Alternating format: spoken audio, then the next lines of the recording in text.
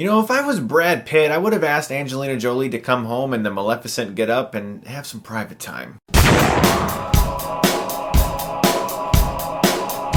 Maleficent stars Angelina Jolie as the title character, and it's a reimagining of sorts of the classic Sleeping Beauty tale. We've all heard it, we've all seen the movie, we know what it's about.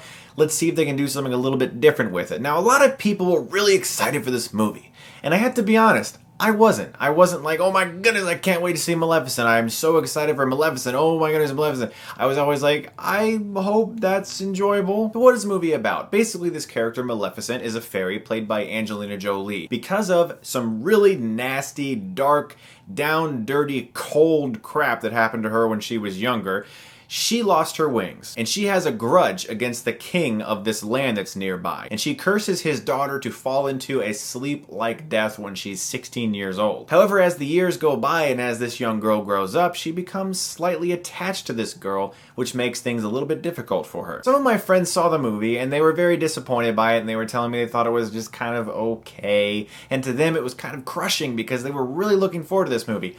I wasn't. Now I have to agree with my friends who saw the film before me. I thought the film was okay. But the fact of the matter is, it's different for me because I wasn't like, oh my gosh, I can't wait to see Maleficent. So the fact that I thought the movie wasn't total crap, I left the theater going, that was alright. But if you were really excited for this movie and you were hoping for it to be great, you will be disappointed because for the most part, it's a very visually appealing film with a good lead performance by Angelina Jolie, some very cool set pieces, and not much else in regards to substance. By far the character you care the most about is Maleficent, which makes sense and is good because she's the title character. However, the character of Aurora, or you might know her better as Sleeping Beauty, has nothing. She just is, oh my gosh, it's so pretty here. Everything's so pretty, I'm pretty. Everything's pretty. Like, that's basically her character and the entire emotional substance behind her. You really don't care that much about her. You care about the relationship that's developed between her and Maleficent because you do care about Maleficent. But everything else is just sort of like this undercurrent of stuff to kind of get you to the next few scenes, and it makes sense that certain things happen in the film. It's just that you don't really care that much about any of it. And then the addition of a young boy who sees her one day and goes, oh, she's attractive. Also, there's really nothing there in regards to emotional weight. I know it's a kid's film at its core, and that's one of the things that a lot of people ask me about on Twitter. Some parents wanted to know from me, do you think this is acceptable for my children? I would say, 8, 9, 10, 11 would probably dig this movie a lot, 12 years old. But there is some violent content in the film, there's some battles, there's some scary scenes that younger kids might be really scared by, but for the most part, I think I would love this movie if I was a kid, and I think young girls will just flip out for this movie. And in all honesty, the movie ain't that bad because it is a very, very appealing film to look at. There are some very cool battle sequences. James Newton Howard's score is very good as well. And Angelina Jolie is great as Maleficent. She has a very dark side to her in the film, a very wickedly evil side, which you would expect with a movie like this, but she pulls it off very well, and I think that she is definitely the best part of this movie. Like I said, the movie looks good. It really is a visual feast for your eyes.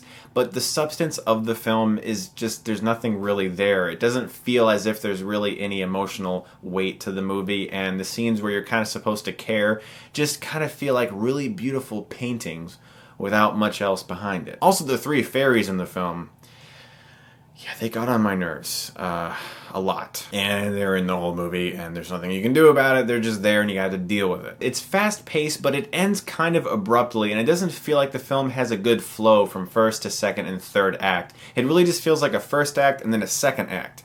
And you're like, where's the third act? I guess the second and third kind of blended together. It just ends very abruptly. The emotional weight of the characters isn't really there, but you do care about Maleficent, and Angelina Jolie is good in the film, so I'm going to give the movie a B-. I think kids will dig this movie. There isn't much else going on than some really cool-looking scenes, but it is directed very nice, and Jolie is good in the film. Also, I wanted to remind you guys real quick that my promotion with HuluPlus.com is still going on. These guys contacted me and said, we want to work with you. We want to offer your viewers 2 weeks of Hulu Plus for free. Now, Hulu Plus is awesome. I love it because they have a large majority of the Criterion collection on Hulu Plus, which is great for me because I'm a movie lover, and to see a lot of those classic films restored is really great. Also, one of my favorite shows, if not my favorite show of all time, The X-Files, is on Hulu Plus. If you guys can't see behind me, that's Mulder and Scully examining a dead body.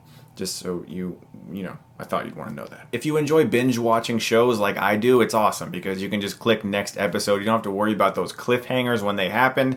You don't have to sit there and go like, oh my gosh, I'm going to die until I know what that is, because you can just go boop, and then you have the episode right there. It's so awesome. But like I said, through them, they're allowing me to offer you guys 2 weeks of Hulu Plus for free. If you go to huluplus.com/Chris Stuckmann, you can do that. That's huluplus.com/Chris Stuckmann. I'm letting you guys know about that because it is so cool they contacted me, and I love the fact they did that. It just, because I'm just me, you know? I'm just me. And they want to work with me and give you guys awesome stuff. And I'm just sitting here like, wow, that's so cool. Because I love Hulu Plus, and I think you guys will too. So huluplus.com/Chris Stuckmann. Like I said, they have a large majority of the Criterion collection on there, which is just... that is great for film lovers. So what do you guys think of this film? What did you think of the original Sleeping Beauty cartoon? What's your favorite Disney movie? I have no idea what mine is. Toy Story, Lion King, maybe? I don't know. Anyway, guys, as always, thank you so much for watching, and if you like this, you can click right here and get Stuckmanized.